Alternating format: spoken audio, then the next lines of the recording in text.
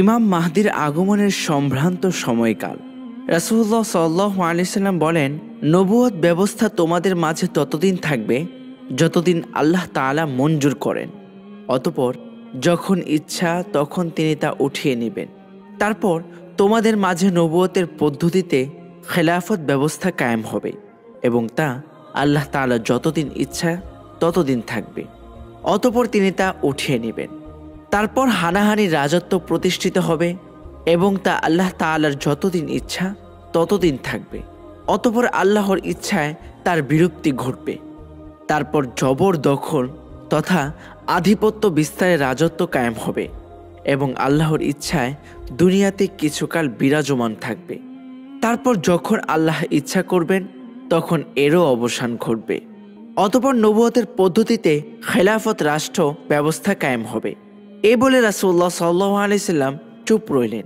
অপর হাদিসে হযরত আবু উবাইদা রাদিয়াল্লাহু আনহু এবং মুআজ বিন জাবাল রাদিয়াল্লাহু আনহু থেকে বর্ণিত, রাসূলুল্লাহ সাল্লাল্লাহু আলাইহি সাল্লাম বলেছেন, ইসলামের সূচনা হয়েছে নবুয়ত ও রহমতের শাসনের মাধ্যমে। এরপর হবে অত্যাচার লুটেরা বাদশাদের শাসন। এরপর হবে অহংকারী প্রভাবশালী বাদশাদের শাসন। তখন জমিনে অন্যায়, অবিচার, ফিতনা, ফাসাদ ছড়িয়ে পড়বে।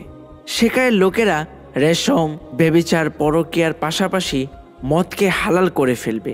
আল্লাহর সাথে সাক্ষাৎ পর্যন্ত এর মাধ্যমে তাদেরকে রিজিক দেওয়া হবে এবং সাহায্য করা হবে। বর্ণিত হাদিস দুইটি বিশ্লেষণ করলে দেখা যায়, হাদিসে খিলাফত আলা মিনহাজিন নবুয়াত দুবার প্রতিষ্ঠার কথা বলা হয়েছে এবং এর মাঝে বিভিন্ন তন্ত্রমন্ত্র ও রাজতন্ত্র বা বাদশাহী যুগ আসবে এবং পরিশেষে আবার খেলাফা প্রতিষ্ঠিত হবে। 633 সালে রাসূলুল্লাহ সাল্লাল্লাহু আলাইহি সাল্লাম মৃত্যুর মাধ্যমে নবুয়তির শাসন ব্যবস্থার সমাপ্তি ঘটে।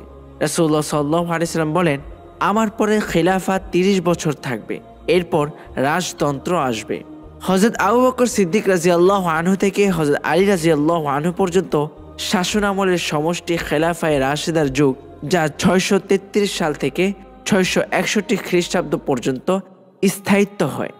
মুআবিয়া রাদিয়াল্লাহু আনহু থেকে উসমানীয় খেলাফতের সর্বশেষ খলিফা দ্বিতীয় আব্দুল মজিদ পর্যন্ত, যা 661 থেকে 1924 খ্রিস্টাব্দ পর্যন্ত এই খেলাফত টিকেছিল।